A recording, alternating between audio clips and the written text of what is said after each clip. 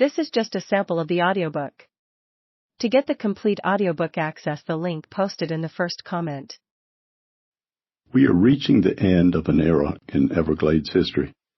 Not an end in the geological or environmental sense, but the conclusion of a more elusive historical record, one sustained within the living memory of only a few individuals. Glen Simmons' recollections of early Everglades life is one such record. Born in 1916, Glen began hunting and camping in the southern Everglades in the 1920s. His stories, which are presented in his own words, represent the central narrative of this book. Glen envisioned this book to be a tribute of sorts to the men who taught him the skills necessary for backcountry survival in the Everglades. And so his stories are filled with tales of alligator hunters, moonshiners, and the camps that these men kept along various water routes within the Everglades interior.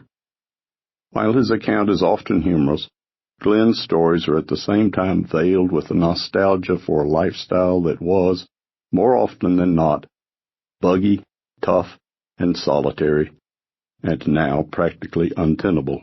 What emerges from this personal history is a rare portrait of both the environment and the culture of the southern Everglades prior to the establishment of Everglades National Park in 1947.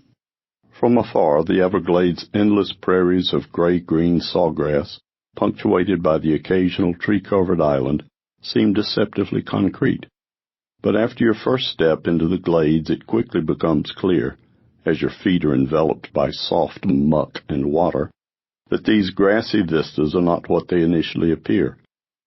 This moment of discovery underscores the system's most fundamental element, water. At one time, seasonal rains would force the waters of Lake Okeechobee to spill over its southern shore. These waters then would flow slowly southward, flooding expansive marshes and sloughs, and finally seep unfettered into the mangrove forests bordering the Gulf of Mexico and Florida Bay. Even today, during the dry season, the system's interior glades and resident wildlife are nourished by water running through deeper drainage channels or sloughs and pooling in shallow ponds. These inland glades give way to a band of coastal mangrove swamps 20 miles wide in places where fresh and salt water mingle. Attempts at reclaiming the Everglades for agriculture began as early as 1881, when a Philadelphia millionaire, Hamilton Diston, succeeded in draining more than 50,000 acres of marsh south of Lake Okeechobee.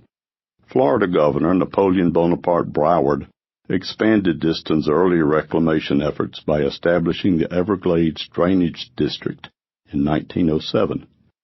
The key to Broward's plan was the creation of 4 major canals: West Palm Beach Canal, Hillsborough Canal, North New River Canal, and the Miami Canal, which were dredged through the Everglades, connecting Lake Okeechobee to the Atlantic Ocean. Although these canals facilitated agricultural growth in the northern Everglades, flooding, which was particularly devastating after the 1926, 1928, and 1947 hurricanes, continued to restrict development. In response to the continued flooding, the emphasis of the state's water management practices shifted from Everglades reclamation to flood control.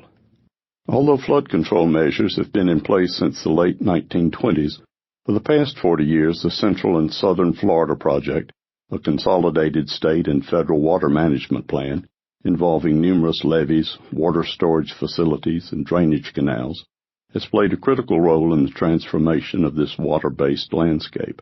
The environmental and social consequences of these latter-day efforts span less than a single lifetime.